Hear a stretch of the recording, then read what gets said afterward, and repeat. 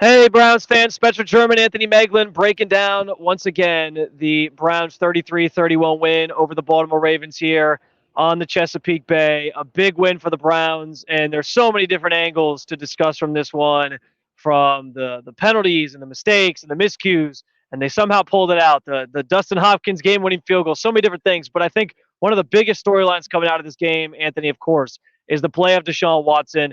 It's been a story all year, really, but today, especially in a game where first half looked like a lot of first halves have for Deshaun Watson this year, he struggled mightily. He was not hitting his targets in stride. There was a couple drops in there to give him some credit there. He was putting the ball on the money. I know Njoku had some early struggles holding on to the ball, but he finishes the first quarter 1 of 9, 19 yards and one interception on the second play of the game that was returned for a touchdown from Josh Hamilton.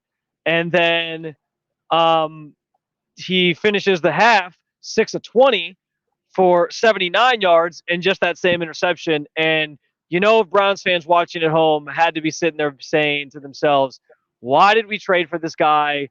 What's so special about him? It's the same story every time. He plays a good team, he struggles. He plays bad teams, he beats up on them. When are we going to get the payoff?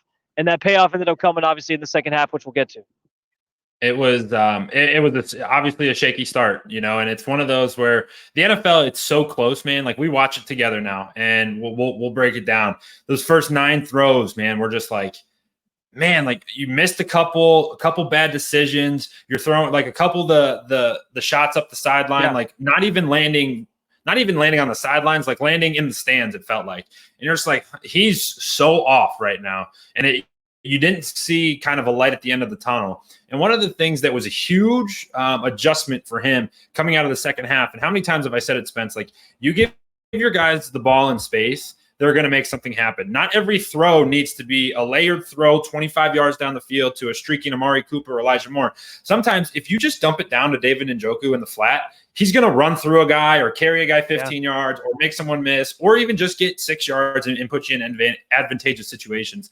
We're going to watch a lot of that first quarter. He was just taking shots, like just staring guys down and just trying to push the ball down the field and be like a Superman. And then in the second half, you just saw a totally different guy where he was playing the quarterback position. He was letting the offense dictate where the ball was supposed to go, not forcing it, not trying to press. And when you do that, good things happen.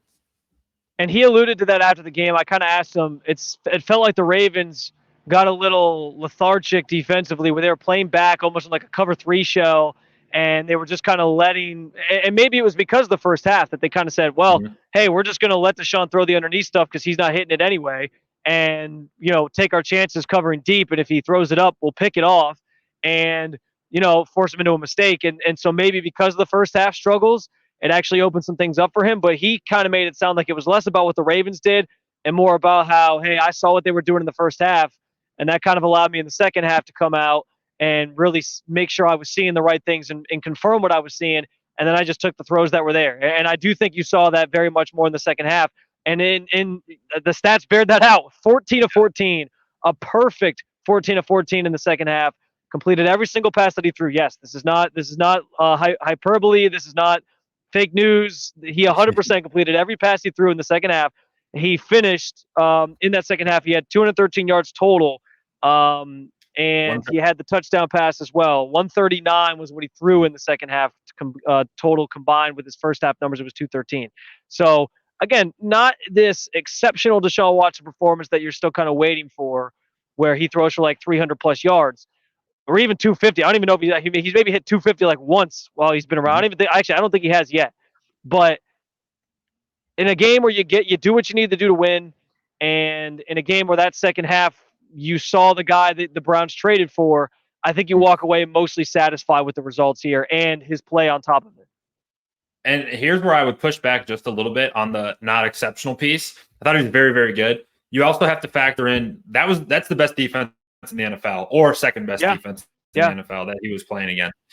Like, those guys everywhere on the field are very good. Up front, that's an elite front. Like, we talk about our front in high praise.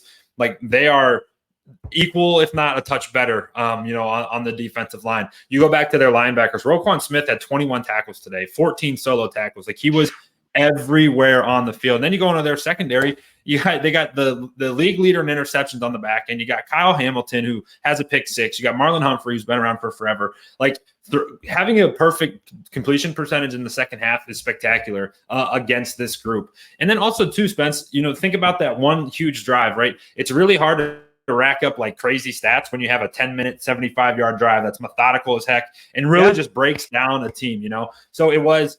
While I agree with you that, maybe the stats don't bear out, it's not going to be on Sunday Night Football here tonight. Hey, Deshaun Watson, best game of the day. However, for what the Browns needed, and especially in like what felt like a game that if they won it, in which they did, that you get yourself a chance in the AFC North, he was fantastic. And he was fantastic when he needed to be and exactly what you wanted. I don't think anybody should walk away from this game overly critical of Deshaun. You can say the first half was bad. But if you take it in two halves and realize like what you got in the second half, plus you get the win, like in a Browns fan's book, that is a beautiful day because the quarterback that you gave all this stuff up for, that you paid all this money to, he delivered, and he delivered in the second half when it matters most. He made some really big plays. Heck, he threw a touchdown to Elijah Moore. Elijah Moore's finally found the end zone this season. That was pretty awesome. And so it seems like he's starting to get a little bit more comfortable. I don't know what one day. Maybe we'll get a Deshaun that comes out firing out of the first half. I don't know what it is with these first halves, if it's just like I'm feeling things out.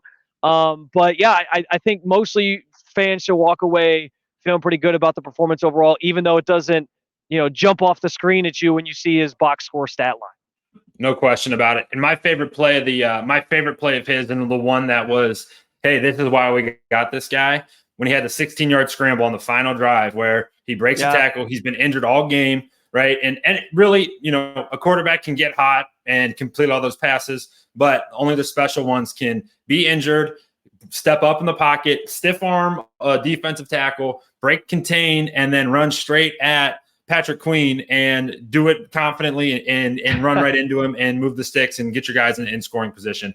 Thought that was the play where when we go back and look at it, like, why did we do all this for this guy? It's plays like that change the game and give yourself a chance to win. I thought he was awesome. That is why they got him. He went toe-to-toe with Lamar today, especially in that second half. A phenomenal performance if you're looking at just those numbers, the 14-14 and the touchdown pass and the 139 yards. I don't know that there's much more you could have asked for in a game that it seemed like the Browns were out of, and he led them back to victory. So impressive stuff. I think this is another step in the right direction for Deshaun. Maybe another sort of sign that he's turning that corner and he's starting to get kind of his sea legs back underneath him in terms of feeling comfortable in this offense, comfortable here in Cleveland, comfortable playing football again. And we'll see if he can continue it against another tough defense next week in the Pittsburgh Steelers. That'll do it for this one. Good stuff. Deshaun Watson, again, a brilliant day in the second half in particular, leads the Browns to victory. We got plenty more coverage coming your way, though, over on the Browns Digest YouTube channel and, of course, at BrownsDigest.com.